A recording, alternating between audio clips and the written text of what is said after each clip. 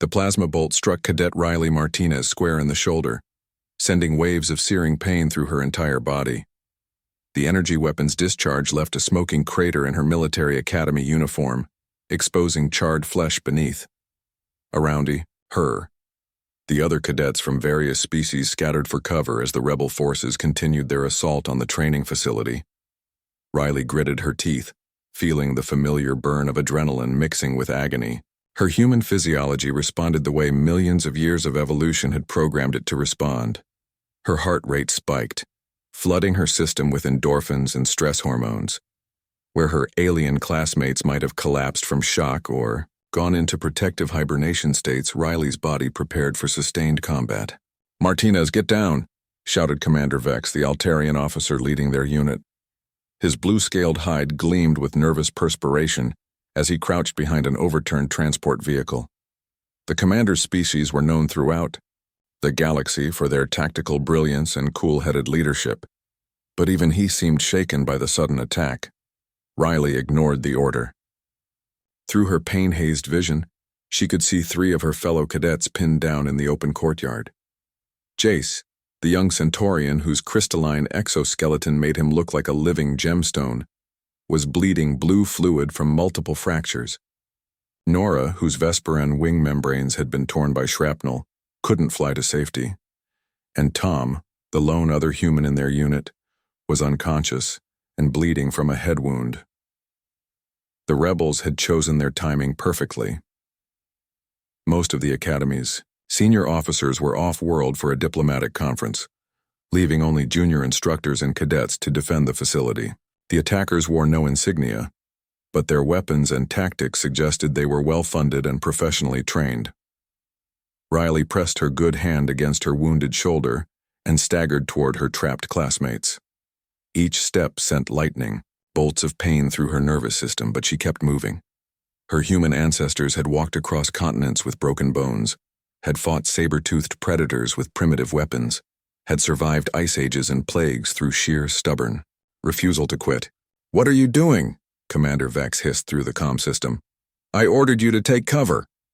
"Respectfully, sir," Riley gasped, diving behind a concrete barrier as another plasma bolt sizzled overhead. "My classmates need immediate extraction." She could hear the commander's exasperated sigh over the communication channel. Altarians valued order and tactical discipline above all else. They found human unpredictability both fascinating and deeply frustrating. Riley peered over the barrier, assessing the situation with the tactical training that had been drilled into every cadet. The rebels held the high ground from 2 separate buildings, creating a crossfire that made rescue nearly impossible. Any approach would require someone to draw their fire while others moved the wounded. Without hesitation, Riley burst from cover and sprinted toward the center of the courtyard. Her shoulder screamed in protest, warm blood soaking through her uniform, but she kept running. The rebels immediately shifted their fire toward her, exactly as she had hoped. "Cover me," she shouted into her comm unit. Commander Vex emerged from his position, his service weapon providing suppressing fire with mechanical precision. Other instructors joined him, their combined barrage forcing the rebels to duck momentarily. Riley reached Jace first, grabbing the Centaurian cadet under his arms and dragging him toward the nearest shelter. His crystalline body was heavier than it looked, and her wounded shoulder made the task nearly impossible. But humans had always excelled at doing impossible things when lives were at stake. She made 2 more trips, each time drawing heavy enemy fire while extracting her wounded classmates. By the time she dragged Tom to safety, her vision was swimming from blood loss and exhaustion. Her human body's remarkable ability to function through trauma was reaching its limits. The courtyard finally fell quiet as reinforcements arrived and drove off the rebel forces. Riley sat slumped against a wall, her good hand pressed firmly against her wounded shoulder, watching as medical teams attended to her rescued classmates. Commander Vex approached her slowly, his usually composed demeanor showing cracks of amazement and respect. In his 3 decades of military service, he had never seen anything quite like what the human cadet had just accomplished.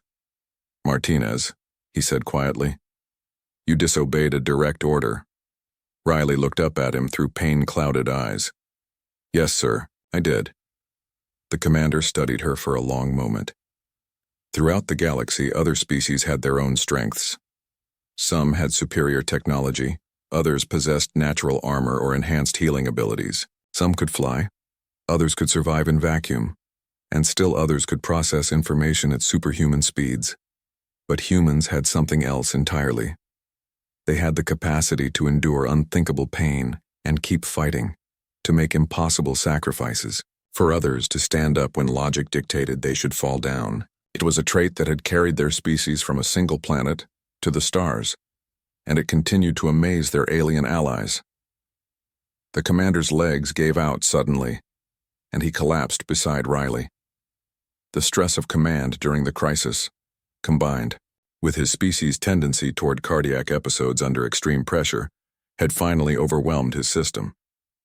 Riley immediately shifted position despite her injuries, checking his vital signs and calling for medical assistance. Even wounded and exhausted, she stayed alert and ready to help until the medics arrived and took over his care. Later, as they both recovered in the medical bay, Commander Vex would tell anyone who would listen about the human cadet who got shot but refused to fall until her duty was complete. It became one of many stories that spread throughout the galactic military, explaining why humans had earned their reputation as the galaxy's most stubborn warriors. Riley never considered her actions particularly heroic.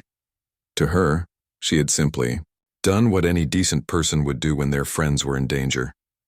That attitude, perhaps more than anything else, exemplified why humanity had found its place among the stars not as conquerors, but as the species others turned to when the impossible needed to be done.